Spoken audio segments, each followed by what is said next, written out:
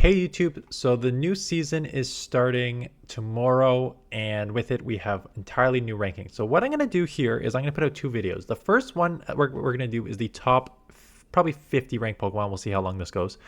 Top 50 Pokemon, go over, why the ones have gone up, if they've gone up, why they've gone up, if they've gone down, why they've come down, whether I think they're overranked or underranked, and their place in the meta and what I think the meta will sort of be. And then this afternoon, we'll look at Pokemon outside of the top 50 and say like, okay, here are maybe some sneakier picks in the 50 to 100 plus range that could still be very strong given where the meta should go. So that's the plan. Let's start with Corviknight, sort of. I just did a community day video for Corviknight on Friday, and I just did the full analysis about its place in the next season and its rankings and everything. So I know I hate doing this. Go watch that video. Here's the short version of it. Better stats than Skarmory from when that was super strong. So great stats, low attack, high defense and stamina. Insane resistances here. 2 weaknesses, 11 resistances. 10 resistances. Yes, there's more electric now with Dena. Yes, fire got buffed this season, so you may see a bit more of that. It all came down to this air cutter isn't an improvement. But the analysis sort of basically said, depends. Some of the wins that you see are actually bait dependent if you need to like bait an air cutter now and land payback. Some of them you can actually just go straight air cutter now. So it's one of those Pokemon that, will it be strong? Yes. Will it be number 1 ranked Pokemon? I don't know. Why I think it got such a big bump this season, not only does it sim better because of air cutter, because air cutter is basically a bait move, so it can sim better. The main things that got buffed this season are Dragon and Fairy, and as a steel resisting Dragon and Fairy, you are in a good spot with that. So that is why, just between obviously fantastic stats, fantastic typing, movesets, I don't like Sand Attack, non-stat payback, Air Cutter, which is a bait move that could hurt at times. I don't know if it's number 1 ranked, but it has everything it needs to be a strong Pokemon against the meta here. Now, there's a couple other Pokemon, some rock users that are in the top 10. Bastiodon and Carbink, both got buffed this season. So the first they play both similar roles, and both got buffed season. So Carbink got that rock slide buff. So it obviously just has insane stats. The defense is out of this world. So its stamina is not the highest, 126 is not the highest, but defense just means you can take an insane amount of charge moves here. 252 defense is great. Typing Fairy Rock, why Carbon can be a bit of an issue to use at times is if you get against like a ground type Pokemon, which is your weakness, and it's the same with Bastiodon, and the Rock throw is resisted. So yes, Rock Slide got buffed and it'll play better. You don't need to run that Power Gem. You now get a quicker move that is doing still that 2 damage per energy in Rock Slide, so you don't need to go to Power Gem anymore. Most of the time you're still just kind of throwing Moonblast, better damage per energy, and a harder hitting move. But if Rock Throw is resisted, it doesn't really matter if Rock Slide is buffed. So it's going to be one of those things that its defense is super high, so it plays well. Having that bait move that you can now just chip and maybe just go Rock Throw, Rock Slide instead of having to land that Moonblast, that would make it better. Still worried about the meta. Scizor, as we're going to cover in a second here, is only going to be used more, and Ground and Water has been top meta play since Season 1, and they are still extremely, extremely strong. In this meta, Grass is pretty much non-existent, and with the buff to Dragon, maybe even worse this season. Okay, Empoleon. Empoleon got, I think, 2 buffs this season. It got Metal Sound. I don't know if it's a buff Metal Sound or it got Metal Sound, and Drill Peck got buffed. So you have a Pokemon, again, water is just generally good. The stats are not anything to be super excited about. It's just a middle level attack, defense, stamina, which is one of those where with this defense stamina, you can take charge moves. Usually you can take charge moves on some times, but not all the times.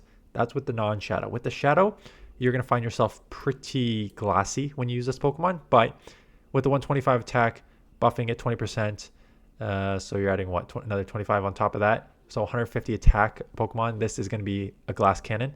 But having a glass cannon that gets to Hydros in 10, has a Metal Sound that is now doing like decent damage but charging quick, and now having a buffed Drill Peck that if your Hydro is resisted, you can now hit harder with this move. And yes, it has that secondary steel typing, so you are resisting fairies and dragons that are buffed. 3 weaknesses, 11 resistances. Some of the resistances, a bunch of the buffed Pokemon over the past seasons: poison, steel, bug, dragon, fairy. Some flying out there. Water's always meta. The rock users at the top, right? Like resistances alone with a quick charging Hydro Cannon makes this almost a must-use Pokemon. So it is going to be very strong.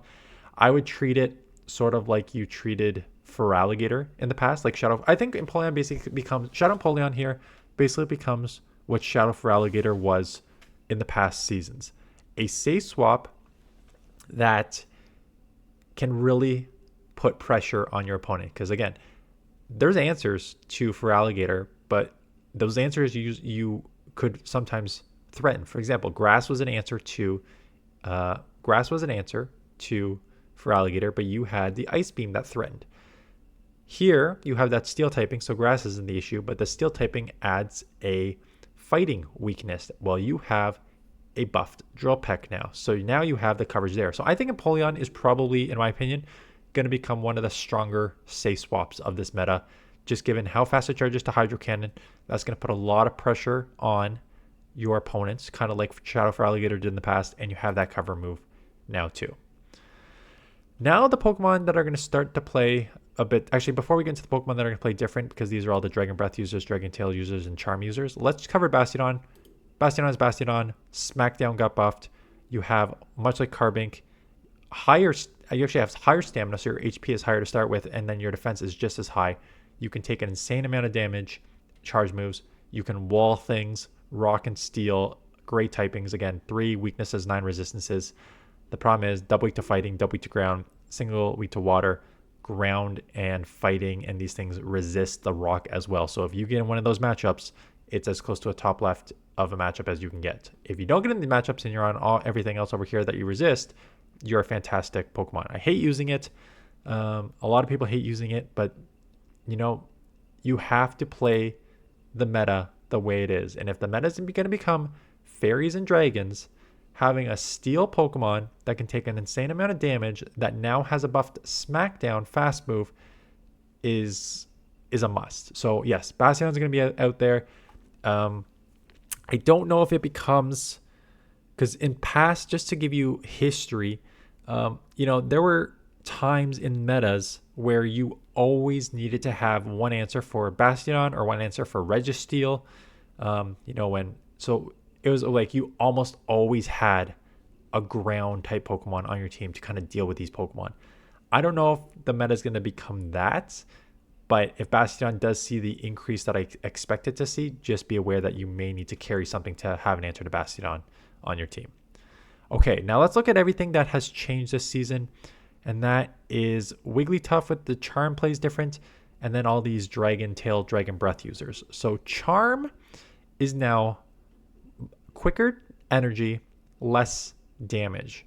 It's still, as you can see here with the 3 energy, 5.2 damage, it's still a pretty slow charging, high damage Pokemon. But now, in my opinion, it's much, much scarier, because now you are getting not only are you still doing that raw charm damage, again, not as much before, but still a good amount with same type attack bonus. You are now getting to stab Swifts in 12 or Icy Winds that guarantees to lower your opponent's attack in 15. And what a lot of people are thinking may happen here is, first of all, dragons got buffed through the roof, so you're going to see just a lot of dragons coming up, which means you resist dragons. So right off the bat, you're huge. What makes this scary is, 12 and 15 is not super slow anymore. In fact, 12 is borderline on the quick side, and 15 is sort of that middle range for charging. If you get in any sort of neutral matchup, and Wiggly is one of those Pokemon that actually has a lot of, low defense, so charge moves kind of hit it, but high stamina. So a lot of HP to go with it, which is why it feels bulky at times, because the fast moves are not going to do a ton of damage because you just have so much HP with it. So if you are in any sort of neutral matchup, you can potentially just Charm and Icy Wind your way through. I expect to see a lot of Wigglytuff leads having answers in the back to Scizor. So, because if you run Wigglytuff with the Charm and you get any sort of neutral lead, you can basically Charm and Icy Wind your way through the majority of these matchups, and I think in the 1 and 2 shield. So in the 1 shield, you are 35 and 20 against the Great League, and in the 2 shield, you are 39 and 15, and that should not surprise anyone. The Charm damage is still going to add up. You get to your Charge Beam faster. You can lower your opponent's attack multiple times. It's going to be a beast. Obviously, it's probably still going to struggle a bit in the zeros. Still 31-23. Still a fantastic record. Yeah. I just think that with its stats, like with that high stamina, with more dragons, with only 2 weaknesses, Steel, Poison, and resisting 4, right? You resist Ghost, double resist Ghost because you're half normal, and resisting Bug, and double resist dragons, which are everywhere. And now getting to the moves faster, Wiggly is going to play different, and it is going to be way, way, way stronger than it has been in the past. And even when they dropped the initial move update, I even said that like Wigglytuff should be scary because of those reasons. And its rankings show that, and so does its record.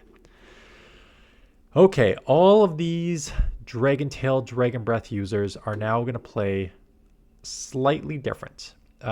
And I mentioned in my first analysis that you're lowering the damage on these things. You're lowering the damage on the Dragon Tail and Dragon Breath, but you're now getting into charge moves faster.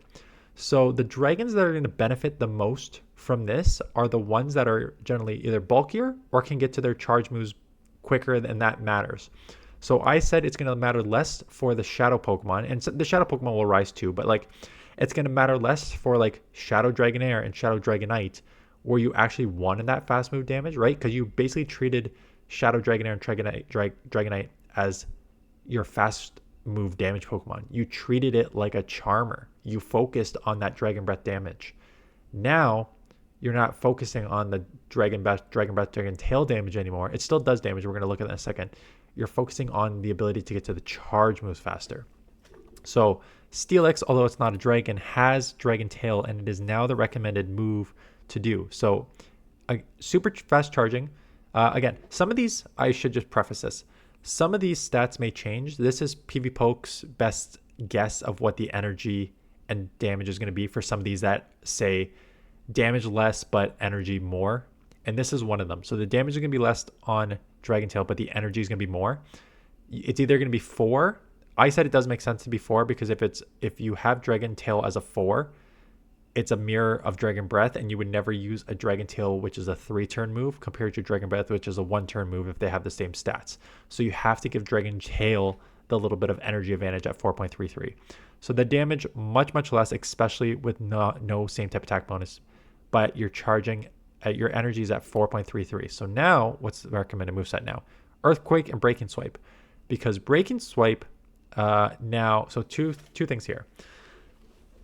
There's no point to run Psychic Fangs anymore because you're not doing the Thunder Fang 4 damage per turn there. You are doing a 3 damage per turn. So there's no point of running a Psychic Fangs to lower the opponent's defense when you're not caring about the fast move damage as much anymore. So 1, Earthquake, you're getting too much faster. You're getting to Earthquake in 15 turns, and you are a ground, so getting to a stab 132 damage Earthquake is fantastic. I guess I should not just gloss over this, but lower attack, high defense means you can take charge move. Okay, stamina, but it feels bulky at times because of the charge moves you can take with that 183 defense. So being able to like take moves and now getting to stab, same type attack bonus, 132 damage Earthquakes is going to make this thing very scary. You also just, I'm going to say, I don't want to say buff Breaking Swipe. You change Breaking Swipe. So Breaking Swipe is now 45 energy for 50 damage, which 1.11 damage is absolutely terrible, but guaranteed chance to lower the opponent's attack. So it gives you 2 things here. 1, it gives you, if you get off the Earthquake and you only need like a 50 damage move, it gives you something that you can get to in 12 and 9. If you want to, if all the dragons are out here, Dragon Tail, Breaking Swipe, fantastic. If you only are going to be able to throw 1 move and you can't get to the Earthquake, lowering your opponent's attack is very, very valuable. I mean, it should not be an underrated part of the game, but some part of the game that people don't focus on enough is when your attack is buffed 1 to 2 levels, or if your opponent's attack is lowered 1 to 2 levels. And so if you can break and swipe a couple times and lower your opponent's attack by 2, that makes them so vulnerable. It's like an instant swap. You have to, because your charge moves are doing nothing. So potentially just with your bulk going Dragon Tail breaking swipe 2 times and then forcing your opponent out could also be a strategy for Steelix here. With 4 weaknesses, 10 resistances, again, that's steel resistance helping out in the current meta with fairies and dragons, but a lot of other resistances to the rocks and the poisons and the electrics, Dedenes and stuff, and bugs that got buffed. So lots of good resistances. Unfortunately, yeah, ground, water, fire, and fighting are 4 metas typings that you will see in this meta. Okay, so Regidrago and Guzzlord, I'm going to kind of just group them together because they play very similar. With Guzzlord, you add that secondary dark typing, so that picks up a secondary fairy weakness, and it picks up a fighting weakness, and it picks up a bug weakness. So you add a couple more weaknesses with that. Very, very high stamina, but low defense. So the charge moves do a lot, but the stamina is quite high. Whereas this, same thing. Stamina is quite high. So it's very, I remember when this came out, I did the analysis and I was like, oh yeah, it's just Guzzlord stats. So Guzzlord stats with couple less weaknesses, but a couple less resistances. Both Dragon Breath, as I'm going to show you here, you get a little more damage on this. Again, the stats aren't different, but you get same type attack bonus on these that Steelix does not. And now that dragon energy that used to take 15 turns to get to, you are now getting to what is essentially not a nuke. 120 damage is not a nuke, but it's pretty freaking hard hitting. So being able to get to that hard hitting 120 damage move in 12 and then 11 makes this, I think that's why it's probably higher ranked, because Dragon Claw got a new change this season too, but Dragon Claw is 96 damage. So it's 12-9, 12-9, so quicker on the second and fourth, but only 96 damage. So just being able to do that nuke at a speed for Reggie is very strong, but still being able to spam these now 96 Dragon Claws at 12-9, 12-9. There's not many things outside of resistances. There's not many things in the Great League that is going to be able to live 192 damage for 2 Dragon Claws with the Dragon Tail 3.6 damage per turn. You should be able to combo a lot of things just with Dragon Tail, Dragon Claw multiple times, like 2 times. So that is what makes Guzzlord scary too. I won't cover the Pokemon that did not get buffed or nerfed. I'll cover them, but just to say like why they're still there. But I won't go in depth because you should know these Pokemon. Clodsire, bulk, coverage. You're gonna be one of the best answers to Fairy because you're half poison. You still have an Earthquake that does the 132 damage. It doesn't come as quick as Steelix does now, but 16-14 is nothing to dismiss. Good stats. Decent defense, really, really, really high stamina. 6 resistances, electric, poison, bug, fairy, fighting, rock. That's definitely in the meta. Unfortunately, of course, ground and water is too. Maybe a little less water this season if all these dragons are starting to show up. So maybe a little less water, so that could be helpful. Dedenne, I really thought I was wrong on this. Like, I'll admit I was wrong. I thought they were going to nerf Parabolic Charge. They did not. Dedenne is going to be very deadly, resisting all the dragons as a fairy. So it plays the same, where it can get very out of control if you just buff that defense multiple times. What I don't like about Parabolic Charge is that it does 84 damage. So there are a lot of Pokemon that you can just take out in 2 Parabolic Charges. So being able to get to these Parabolic Charges in 10 and take out your opponent basically in 20 turns while buffing your defense times 2 in that process makes this Pokemon very, very deadly. Add on more dragons. Definitely one that is going to be out there everywhere. Dockspun is going to be like Wiggly now. Charm damage is still going to add up, but now you get to your charge move faster. Why it is ranked lower? I would much rather have a same type attack bonus Swift as opposed to a non-stab Body Slam. Body Slam did get buffed this season. It's still not a great move, but it did get buffed. And then again, I talked about, are you even going to run Psychic Fangs? Honestly, I'd run Play Rough.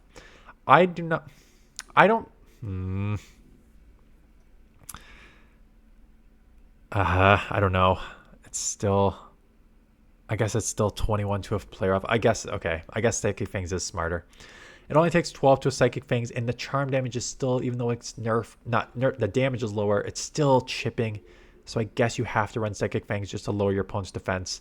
But I still think Wiggly is going to be the go-to. I think that normal typing actually helps Wiggly with all the ghosts out there. Um, there's more ghosts than there are fighters in this meta right now. And so I'd rather just play Wiggly, but I guess it makes sense to go Psychic Fangs here. But it should still be a strong Pokemon. Steelix already covered. Lapras is the same. Um, it's definitely recommending Ice Beam. It's always kind of recommended Ice Beam, but Ice Beam with all these dragons out there. Has it always been 14? Or I thought it was 15. Maybe I'm just misremembering. 14 of the Ice Beam, 55 for 108. Psywave still the same. Has the bulk. 180 stamina there. Super spammy. Sparkling Aria itself is a great move.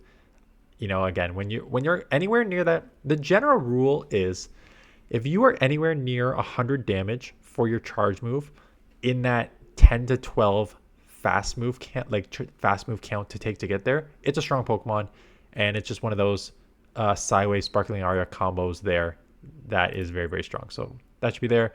Giratina altered, now recommending Dragon Breath instead of Shadow Cloud, just because it'll play.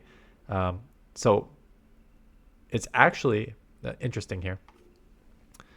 Same energy, same damage. They're recommending Dragon Breath for two reasons. One, there's going to be more dragons in the meta, so you're just hitting super effective against those dragons.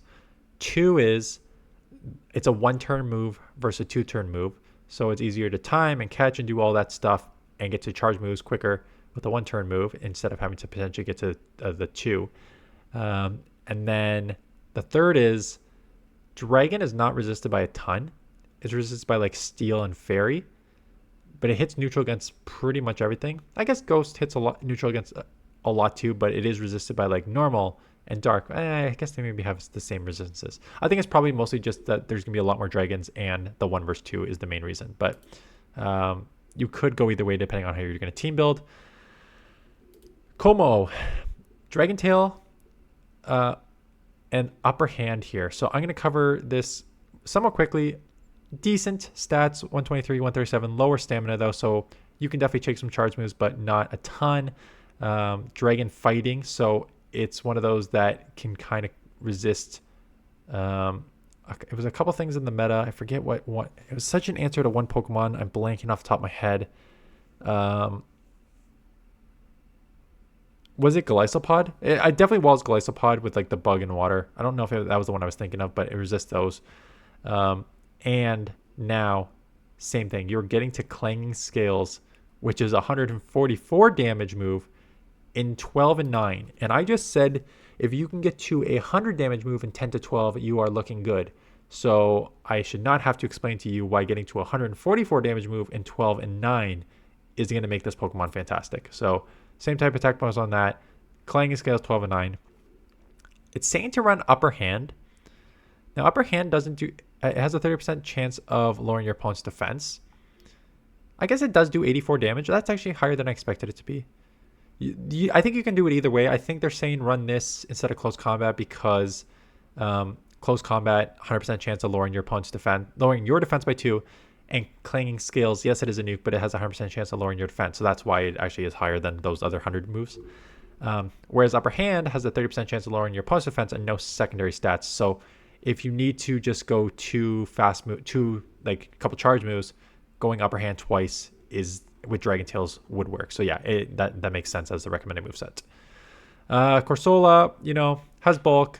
It kind of disappeared a bit with, I guess a lot of people just like using Giratina, but if Giratina is going back to Dragon Breath, it'll probably be one of the top Ghost type Pokemon. Not a ton of Darks because Bug got buffed in the previous season, so not as many Darks. But Ghost, Corsola's got some bulk. Only a couple weaknesses with that Ghost typing, Dark and Ghost. With Ghost, you also hit super effective against. Nightshade is a decent move. 15. It takes 15 and 12 to get there, so not anything crazy. Power Gem gives you coverage if you see like a Mandibuzz flyer, Moltres flyer, where Ghost is resisted. Having the Power Gem to hit those for super effective is good. And then, yeah, the 163 defense, 139 stamina makes it a very strong Pokemon. So that should still be everywhere. Turtator. Turtator is Dragon Claw here now. So before you had it's decent for stats, 153 defense, lower stamina, but you could take charge move with a 153 defense. The fire dragon typing was very unique because it helped offset a lot of the weaknesses. So dragon weak to fairy, fire resists. Dragon weak to ice, fire resists. Fire weak to water, dragon resists. So you offset a lot of those weaknesses. So you're left with only 3 weaknesses, dragon, ground, and rock. And you resist, double resist fire, double resist grass, resisting bug, electric, and steel. It had Incinerate, which was one of the best fast moves in the game, right, in terms of energy and damage. You were left with 2 nukes. You were left with Overheat and Dragon Pulse. Or did you have Brutal Swing Bait before? But those are just nukes. Now you get this Dragon Claw that gets reworked. And Dragon Claw is a 45 energy for 96 damage. So suddenly, 15 for the first one, but only 10 on the second, third, and fourth. So having one of the best fast moves with Incinerate, being able to take charge moves, and now be doing 100 damage on 10, 10, 10 on the second, third, and fourth time around, just makes it a very, very, much more valuable Pokemon than before. Azumarill did not get buffed or nerfed, but there is many more dragons in the meta. It is a fairy. It is still playing like it has before, so it should be very strong. Dusknoir, same thing. No buff or nerf, but Dusknoir with the Astonish, Dynamic Punch, Shadow Punch, which is very strong before. Machoke, I don't know why Machoke is ranked so high. I think I would, like, it's still fighting, so it's still going to be weak to all these fairies. Honestly, I'm just going to skip over Machoke. There's a couple Pokemon that are always listed high that generally you'd never see. And Machoke is one of them because, one, getting a Shadow Machoke is already, like, more niche. 2, you need a Cross Chop Legacy move. And then 3, you're stuck with just straight fighting here. So it doesn't really make sense, in my opinion, to run something like this when Annihilape and Primeape exist with cover moves more accessible to a certain extent. Rage Fist is a legacy community move, but we've had more of those. Cross Chop is basically like put an Elite TM on. Rage Fist is like you probably could have got it from Community Day. And that gives you more coverage. So I just think it doesn't really make a lot of sense. Credilli, just, we know how strong Credilli is. It's been strong for a few seasons now, and now with more fairies with the acid hitting super effective gives you a little bit of a bump there. Ninetales. I love seeing it this high. Let me talk about Ninetales in depth here. History, if you are new to this channel. It's gonna be a long video anyways. You can just take the history. 10 plus seasons ago, maybe 15. It's right when I started the channel, like 4+ years ago. The meta was Registeel, Trevenant, Walrein. Registeel beat Walrein, Walrein beat Trevenant, Trevenant beat Registeel. I was the first person to notice, Ninetales is a beast because it did fantastic with those. Even with the Fire Spin Weather Ball, it could actually beat like stuff like Lickitung just going straight. From the Shadow version, can just go straight Weather Ball. And then the meta shifted significantly. Those 3 came out of the main meta rotation. In came Gastrodon, Marowak, more dragons. So fire just kind of disappeared. They've tried buffing Ember in the past. Now, there's this assumption here, and I don't even know if it's the right assumption. I'm hoping it is. One of the 2 things is going to happen. Ember is going to be a 4.5 energy per turn move, which will make Ninetales relevant, or they're only going to make it a 4 energy per turn move, and then this is going to fall right out of the rankings. If the assumption is correct and it's a 4.5 energy per turn move now, the damage itself, 2.88, not anything to be excited about. But we now have a buffed Weather Ball, and you're getting to these nukes of overheats faster. So you are now getting to a buffed, same type attack bonus, Shadow Weather Ball in 8 turns. So you are spamming an 87 damage move, and 8888. That is going to add up in any neutral situation very fast. What also made Ninetales fantastic is in a lot of these other matchups back in the day, if you could beta Weather Ball and land an Overheat, you'd pretty much one-shot anything. So I would go against Medis, which were insanely bulky, level 50 Medis, and you would go fast move damage. That would add up. You'd beta Overheat, grab the shield with the Weather Ball, and then you land a 187.2 damage Overheat. Well, that 187.2 damage Overheat is now coming at 14 and 12. So this suddenly turns into a Pokemon that you can just have on the lead and treat it as like an even harder hitting, like slightly slower, but like a harder hitting close combat or Brave Bird, where you're on that lead, you Brave Bird close combat and bail into something else. You can do that now with a crazy nuke in Overheat because it only takes 14 and 12 to get to. So if this stays at 4.5 energy, huge improvement. The stats, what made it pretty strong? Like close to that 2000 overall average, but like 135 with defense, 126 stamina. You could take charge moves with this thing as long as they weren't super effective, and then you added that bonus attack on. The typing. This is what's always hindered it, and this is what's going to make it borderline potentially still unusable this season. Ground everywhere. Water everywhere. Rock users in Carbink and Bastiodon buffed. Dragons buffed through the roof. You have fires resisted by dragons. So suddenly you're like, okay, not as grass, irrelevant.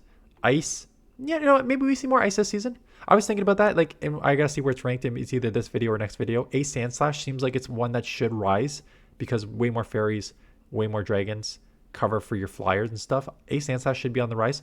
So I don't want to totally dismiss ice, but not a ton of ice.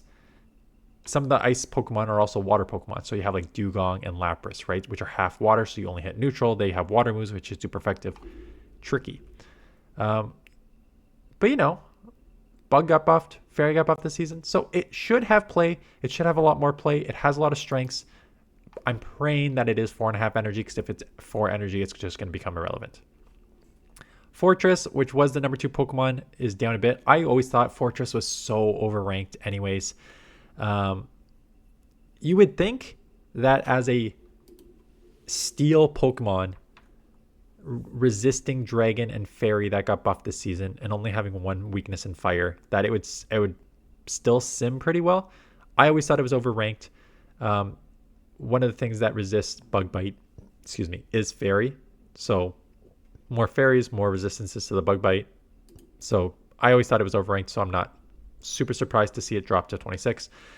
Jellicent did not get buffed, but Hex, Surf, Shadow Ball with stats just make it a strong Pokemon. Like there's Jellicent will remain Jellicent no matter what. Stunfisk will remain Stunfisk. Again, not a lot of... you still have Mud Bomb for dragons. Electric is resisted, but Dedenne is going to be out there. Azumarill hits super effective against you with Bubble and Ice Beam too, but you hit super effective with Thundershock Discharge.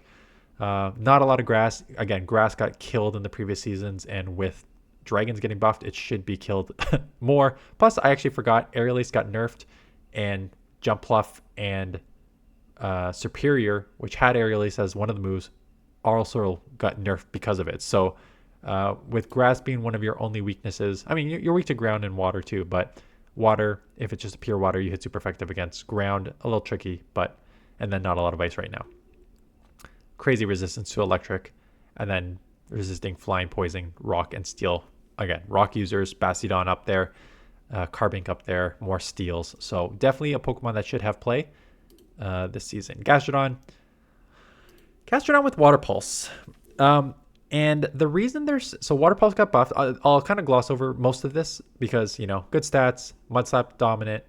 2 things happened here.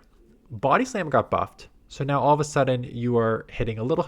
Body Slam was always garbage. You always just had to go for the Earth Power. But Body Slam got buffed. So now you can not feel as bad throwing that. It is now recommending Water Pulse. And I think the reason... Water Pulse did get buffed. And you're now looking at couple things here. One, very similar damage per energy to Earth Power. 2, quicker move, 50 versus 55, so now it's quicker to get to. And 3, provide you that coverage that you were lacking if you went against flyers. Talonflame, Galarian Moltres, Mandibuzz, all these flyers, Gligar, all these flyers that are still probably going to be around, you now have either a neutral or super effective move to throw against flyers to give you coverage while still doing that raw mud slap damage. So makes sense to run Water Pulse on this Pokemon now. Should be a very strong Pokemon. Golurk, Marowak will kind of just loop together because they're the same thing. These three, same with Gastrodon, all Mud Slap users. Mud Slap in itself very strong.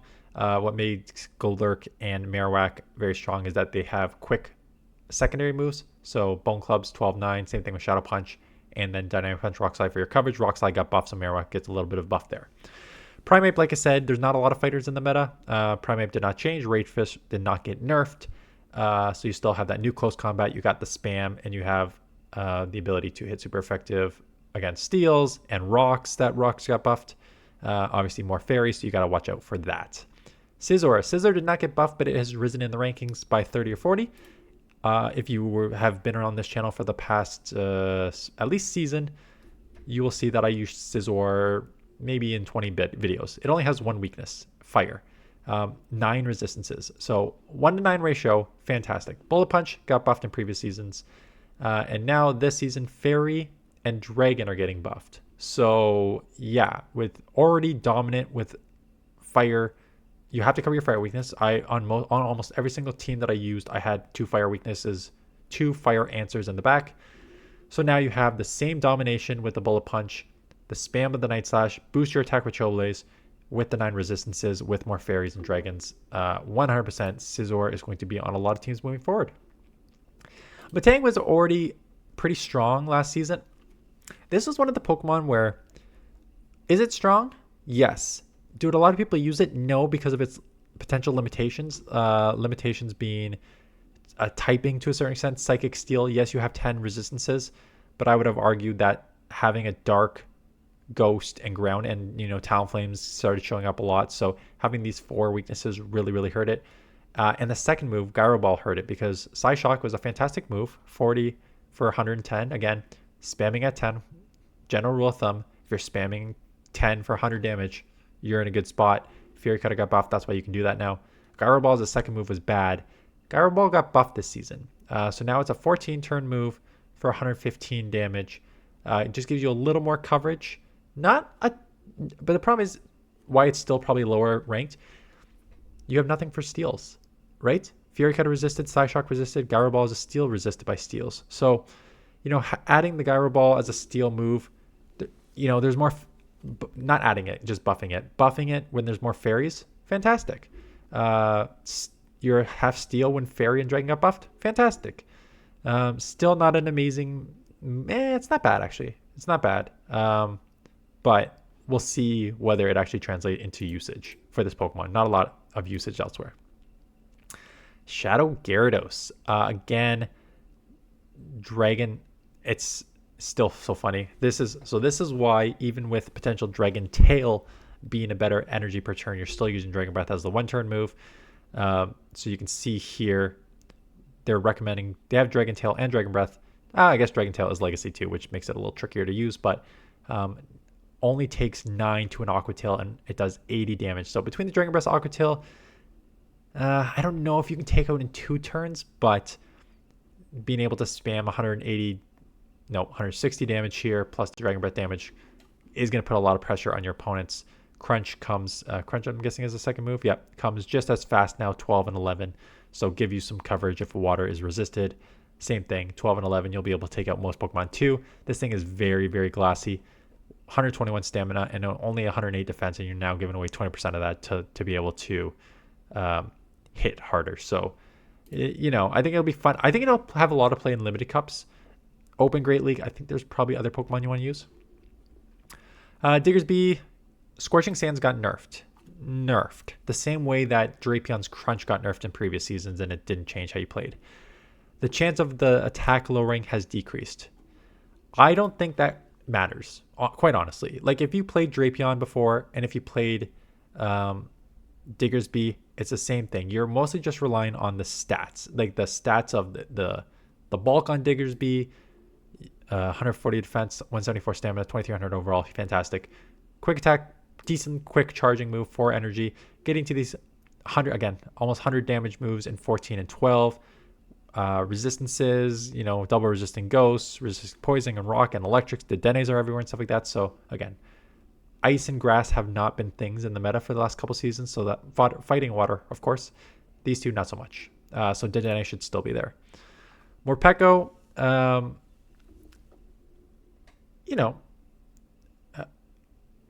it's just kind of worse compared to Dedenne because obviously Aura Wheel's a nuke, but you're half dark, so there's your fairy weakness. You're super glassy, and Bug got buffed in previous seasons too, and there's a lot of ground and fighting. So that's why Morpeko has dropped a bit, but it's still pretty strong. Murkrow, I can't believe I have to showcase this, but yes, it is a Shadow and an XL. How many XLs does it take? 43.5. So not crazy. Plus, if you're playing for a while, you probably have it. Peck got buffed. Drill Peck got buffed. So now 4 energy per turn, 4.32 damage when you add in the same type attack bonus and Shadow. 100 damage on this Drill Peck at 10. Foul Play gives you some coverage if Drill Peck is resisted. Coming at same thing. So very spammy.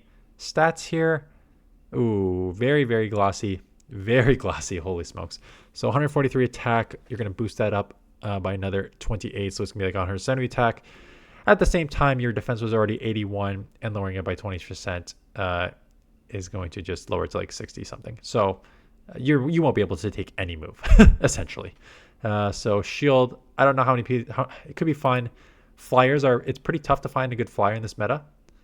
Well, I named a few. We'll have to. Is it the top ranked flyer? No, Corviknight and Gyarados, I guess, is a flyer too. But otherwise, it's one of the top ranked flyers now. So I don't want to totally just dismiss it because it is a flyer in a meta that is generally not a ton of flyers. Ninetales already gone over. Tinkaton has not changed. Steel Fairy, so being able to resist Steel Dragon and Fairy and Steel. Actually, you're neutral to Steel because you're half Fairy. But should have play. Plays the same. Annihilate plays the same. Again, maybe worried about more of the fairies, but as you're going to see on, you either saw on my legend team or saw on the team that pretty much got me to legend, Annihilate is a beast, just with that counter damage and being able to boost that attack. Diggersby has already gone over. Runerigus is a kind of an interesting one. Runerigus showed up a lot on the Play Pokemon championship finals. A lot of players kind of sneakily used it. And I think it was because, you have Shadow Claw, one of the best fast moves in the game. You had this Brutal Swing that spams at 10 and 8, which is very quick. You have the Rock Tomb, which 100% still did not get nerfed. So it has a 100% chance of lowering your opponent's attack, and you get that in 14 and 12 too. So one of the best fast moves in the game with same type attack bonus, being able to lower your opponent's attack with a decent charge move, spamming Brutal Swings at 10 and 8. Ground Ghost, so double resisting the electric and fighters, which are out there. Poison got buffed, double resisting that. Rock for all the Rock Tomb users. Bug for all the Bug that buff. So it was kind of a sneaky Pokemon to use. Not a lot of players used it. 5 weaknesses. Ghost, Dark, Water being the ones that are very relevant in the meta. Could be kind of like a sneaky one. I don't think the buffs to the season change it too much. Definitely one to use. So Shadow Dragonair, I did mention that you want to focus more on the Pokemon that get to the really hard-hitting moves faster. So yes, Dragonair with the Shadow Dragon breath damage is still doing a lot, but again, you're now just getting to a 66 damage Aqua Tail or a 66 damage Body Slam or a 72 damage Wrap. So, it doesn't matter. These are coming in 9, which is fantastic, but the problem is if they're coming in 9 and you don't take it out on the second one, you're still going to need to get to a third one. So you're probably still going to need to get to a third Aqua Tail or a third Body Slam or a third Wrap. And then you're now looking at 27 turns worth of moves to get it. So it will not be as strong as the other dragons. Pangoro, again, I prefer Prime Annihilate if you want that dark fighter in here. A little glassy, but definitely an option in Pangoro. Galarian Weezing, more dragons in this meta. So resisting with the fairy typing You only have 3 weaknesses: ground, psychic, steel. Not a lot of psychic Pokemon. Psywave users, there's Lapras, but not many. And then double resisting bug, double resisting fighting, double resisting dragon, single resisting fairy, dark, and grass. So nice there. Sludge got buffed in the previous season, so now you know where we're going with this. 100 damage and 10-8, 10-8. You're going to take a lot of things out in 2 turns there. You are taking it out because you are giving up some of that defense for your 20% bonus for the shadow bonus to raise that attack. And as we're rounding up at the 45-minute mark, let's cover the last 3, and then first thoughts. Marowak we've already covered. Aurorus. Aurorus is kind of an interesting one. Couple things with Aurorus. One, stats, low defense but higher stamina, so not bad overall. Pretty good stats overall. Typing. Typing has always been its limitation because it's a rock ice. So rock and ice combo is weak to six things, and those 6 things are all super meta, except for grass. But fighting meta, steel meta, ground meta, rock meta, water meta. So it was always tough to use this Pokemon. You did resist flying, ice, normal, and poison. Now, 2 things have happened here. Dragons are weak to ice, so a lot more dragons. You're now hitting super effective with the moves. And Weather Ball got buffed this season. So now you are getting to Weather Balls 10-8, 10-8 here that are spamming at 72 damage. Again, not overpowering, but if they're super effective against dragons, then you'll be able just to combo this very quickly. And what was always fun about this Pokemon, Meteor Beam, 140, it's more on the expensive side, but 16, 14 turns, 144 damage. It was just a nuke, and it boosts your attack. It guarantees to boost your attack. So if you get in like a good matchup where you can boost your attack and then just spam the buffed season Weather Ball, it can probably do well. Malamar just kind of disappeared last season just because Bug got buffed and you were double weak to Bug. But fairies resist Bug. So if we're now seeing more fairies and that resist Bug, maybe you see less Bug, and that makes Malamar a little stronger. Psywave with same type attack bonus is going to do decent damage, and then Superpower is your main go-to move for 100. Again, 40 for 102. Love to see it. That's why it's there. Okay, so it's been 45 plus minutes already. I said I want to do top 50. That's a top 50. We'll do. There's a Sandslash. Yeah, I expect a Sandslash to be much higher this season. Not surprising that is ranked 53, because yes, it will be stronger. I will cover that next video. The meta. You should not be surprised that you will see. My guess, will you see more dragons? Yes. Will they be out of control? I don't think so, because I think there's enough to hold them in check here. I think you're going to see a lot more fairies. Like, quite honestly, I think some of these fairies, like Wigglytuff, are going to be pretty scary to go up against. So I think you're going to see more fairies. Because dragons should still be there, and because your fairies got buffed, I think you're going to see more steel. Empoleon will be a go-to safe swap Pokemon. I'm going to treat, like I said, I'm going to treat Empoleon like I treated Feraligatr a couple seasons ago. A fantastic safe swap with a lot of coverage. That is not surprising that you're now going to, I would not be surprised if you thought you saw a lot of, what's it called? If you saw a lot of Scizor last season, just wait for this season. You should see a lot more Scizors. That's why Matang is higher. I think Steels are on the rise. Just purely alone, just based on the Dragon, Fairy, Poison in the past buff. So not surprising that when you organize by steals, you have, excluding the doubles, 1, 2, 3, 4, 5, 6, 7, 8 in the top 40. That does not surprise me one bit. So that also means that if you seen more fairies and dragons, leads to more steals, and these rock users, Carbink, Bastiodon got buffed, I think, not surprising, in a meta that's always been dominated by ground, you're still going to see a lot of ground. You got your Steelix, which is your half steel, so steel ground here, but Clodsire, Stunfisk, Gastrodon got buffed, Golurk, Marowak, Diggersby, Runerigus that I just mentioned could be sneaky. Like, a lot of ground Pokemon should be out there. Grass, unfortunately, is still just irrelevant. Credilli, look at that. Credilli is the only top 100 ranked grass Pokemon. Toadscroll is in there, but it's also half ground using that Mud Slap. Your Jumpluff got super nerfed down to, I think this is like an overreaction. Aerialist got nerfed, so it is down to 213. We'll talk about that next video. But grass is so limited, which could give ground even more play. And then water, if there's a lot, water should still just be, water's always been strong. Grass is less relevant, so it should be there. Electric, I think you're just going to see your normal Dedenes and Stunfisk and stuff. So that is basically going to be the meta. I think it's going to be a lot more, I think it's going to be a lot of fairies and dragons to start with. People are going to realize how strong fairy is. People are going to respond with steals. I think this, and that will just lead to more of the regulars in ground and water. So a lot of just like the normal Lapras, Clodsire, Marowaks. I think you'll see a lot more of those. Hopefully fire can find its place, but you know, again, when I just hopefully it finds its place, I just said fire, I just said ground and water are going to be more prevalent next season too, or to answer some of the changes of the meta. So maybe not with the fire.